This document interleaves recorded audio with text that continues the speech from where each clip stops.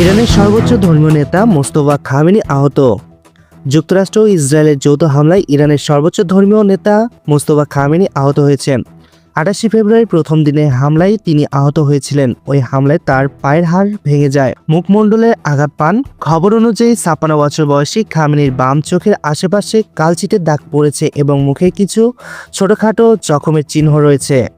এর আগে ইসরায়েলের একটি সূত্রে জানিয়েছিল গত সপ্তাহে তাকে লক্ষ্য করে একটি হত্যাচারের ঘটনা ঘটে।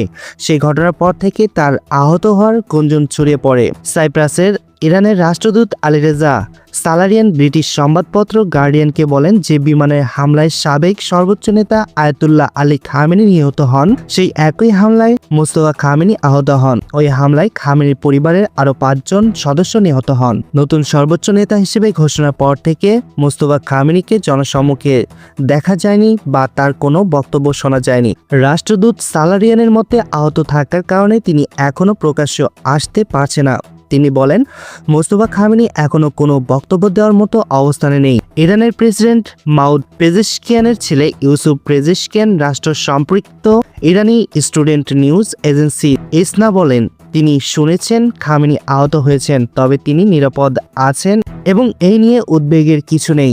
মোস্তফা খামেনি আগে জনসম্মুখে খুব কমই দেখা দিতেন, তবে দীর্ঘদিন ধরে তার বাবা আলী খামেনি গড়ে তোলা ক্ষমতার নেটওয়ার্কের গুরুত্বপূর্ণ অংশ ছিলেন তিনি।